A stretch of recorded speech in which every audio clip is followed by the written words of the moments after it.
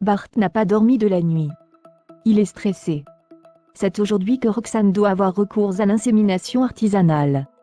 Il partage avec sa mère sa peur que Roxane ne tombe pas enceinte, et que ses amis soient déçus. Bart confie ensuite à Anna qu'il pense encore plus à Louise aujourd'hui que les autres jours, car c'est avec elle qu'il voulait fonder cette famille. Bart se rend un peu plus tard chez Sarah et Roxane. Elles lui ont préparé tout le nécessaire dans la salle de bain. L'attente est longue pour les deux jeunes femmes qui ne peuvent s'empêcher de glousser. Bart réussit à surmonter son stress et donne l'échantillon de sa semence à ses amis qui s'empressent de procéder ensuite à l'auto-insémination.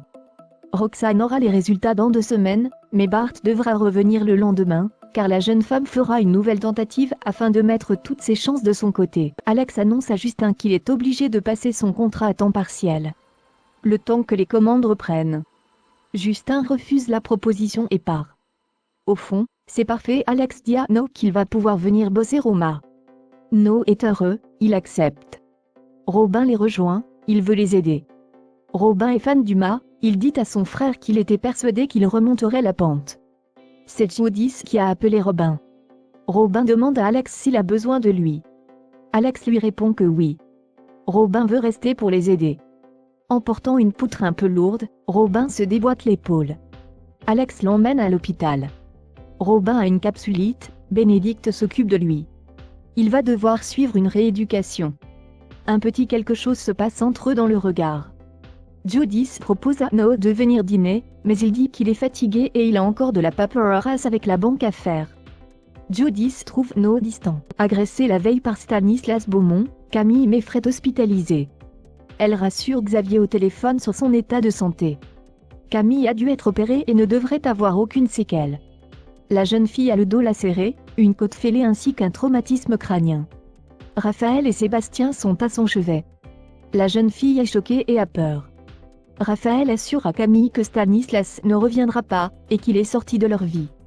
Sébastien ne peut s'empêcher d'exprimer le fond de sa pensée, et déplore que sa fille ne l'ait pas écouté au sujet de son ex-compagnon. Camille se plaint d'avoir mal à la tête, et d'être fatiguée. Sébastien laisse sa petite fille se reposer. Raphaël reconnaît devant Camille qu'elle n'aurait dû jamais laisser Stanislas entrer dans leur vie, et lui assure qu'elle est là pour la protéger. Elle jure à sa fille qu'il ne lui arrivera plus jamais rien. Pendant ce temps, Martin fait le point avec Sébastien. Toutes les équipes s'activent pour retrouver Stanislas. Le signalement de la voiture qu'il a volée à Raphaël est diffusé depuis la veille au soir.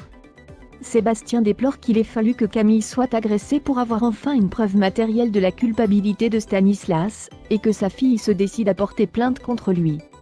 Martin assure au procureur que cette fois-ci, ils vont coincer Beaumont.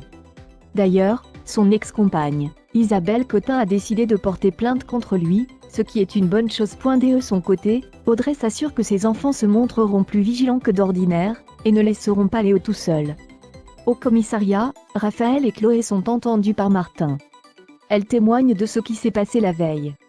Raphaël raconte à Martin qu'elles ont surpris Stanislas en train de lui voler ses bijoux et son ordinateur portable. Elle lui explique ensuite que Stanislas s'est montré violent verbalement et physiquement menaçant, et que l'arrivée de Camille l'a rendu fou.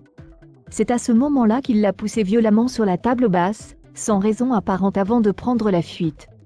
Raphaël retourne ensuite à l'hôpital. Camille est toute pâle et ne se sent pas bien. Elle fait part à sa mère de son inquiétude pour le bac de français. Raphaël lui explique que ce n'est pas une priorité et la rassure. Chloé lui a indiqué qu'elle pourrait le passer en septembre au rattrapage. Mais alors qu'elles sont en train de parler, Camille s'évanouit. Elle est prise en charge aussitôt par Marianne. Le pouls de Camille est filant. Une suture a lâché dans son dos. Camille fait un choc hémorragique et doit être opérée de toute urgence. L'opération s'est déroulée sans encombre. Camille est sauvée et hors de danger. Raphaël, Sébastien et Chloé sont soulagés. Raphaël appelle Xavier pour le tenir au courant. De son côté, la police reçoit un signalement. La voiture volée par Beaumont a été vue à 10 km de Sète. Martin et Nordine se précipitent sur les lieux.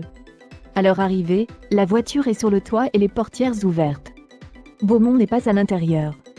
Martin et Nordine suivent des traces de sang, et découvrent un peu plus loin au milieu des bosquets le corps sans vie de Stanislas.